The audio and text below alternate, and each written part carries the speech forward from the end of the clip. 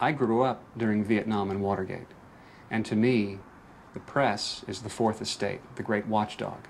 But the American press was not, in January of 2004, reporting anything about electronic voting. It's like it didn't even exist.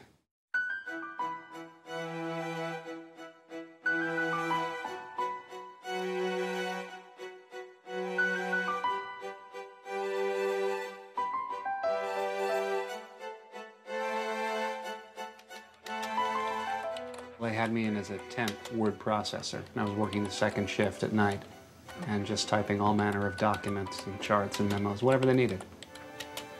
There was a tape that the attorney brought down, and hearing what was on the tape was just part of my job.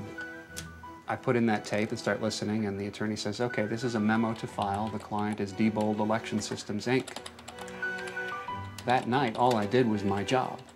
I typed up, transcribed the tape, and proofed it, and put it in the out bin, and that was it. But my mind was racing. I went home and lay awake all night thinking about it. I certainly wasn't an expert, but I knew enough to know that what I was reading was smoking gun proof that they were using illegal, uncertified software in their voting machines, that they knew it was illegal, and that they were lying to the state and the taxpayers and the voters about the use of this illegal software.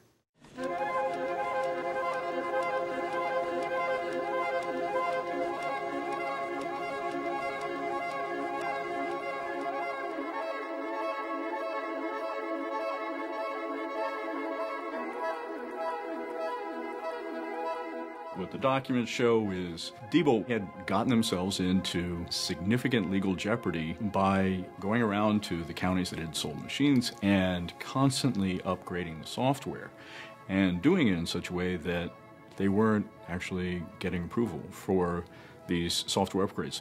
When you're constantly changing the software, you can be substantially changing what it is doing on election day. Early today, problems with electronic voting machines, as some voters were turned away when the machines weren't functioning properly. Two of the largest counties in California essentially saw the majority of their polling places fall apart. So you had literally thousands of voters in those counties who just couldn't vote.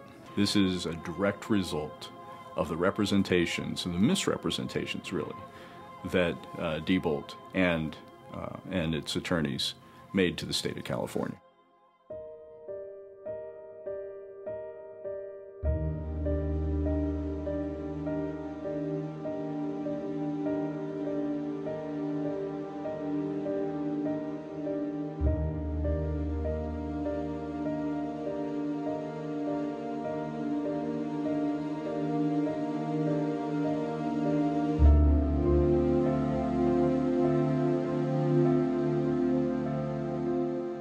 What the documents show is that Diebold's troubles had gotten to be so profound that there was a recognition within the company and its law firm, Jones Day, that they had in fact broken the law in California. I went to the Oakland Tribune website and I saw some of the documents online, and I thought, wow, there they are. I wanted it to be exposed, and I thought, my work here is done. Within 4 days, there was a hearing. Now, it had been a scheduled hearing, but the content of that hearing now involved Jones Day's attorneys being questioned by a panel, which was gathered from the Office of the Secretary of State. Within days, they had decertified the Diebold machines involved and referred Diebold for criminal prosecution. These documents had a very significant impact on the ultimate decision to remove a lot of that equipment from use in California elections.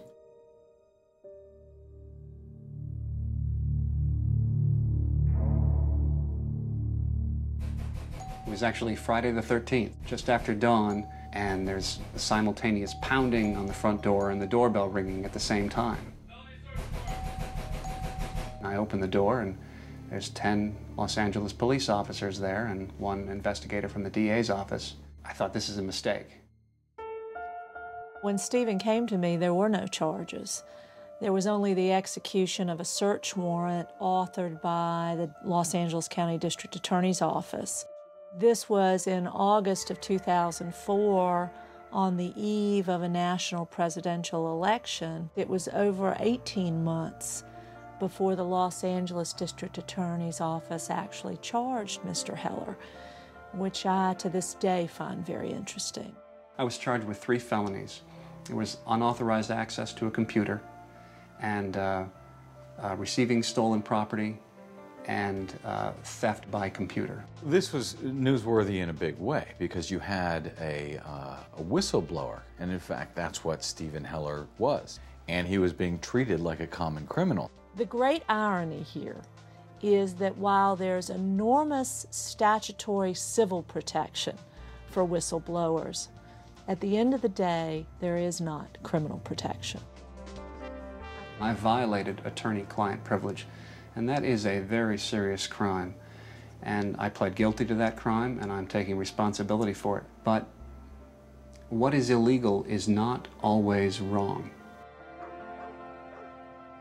I had to pay a $10,000 fine to the law firm. I had to sign a statement of apology to the law firm. And I'm on felony probation. I think we will forever chill whistleblowers from coming forward. And I think it's the exact wrong message we want to send to citizens about misconduct they uncover. The state of California has ordered that some 15,000 brand new touchscreen voting machines manufactured by the Diebold company not be used next week. Officials say there are serious flaws with the machines and that the company has repeatedly misled the state. They really, literally engage in absolutely deplorable behavior, and to the extent that they put the election at risk, jeopardizing the outcome of the election.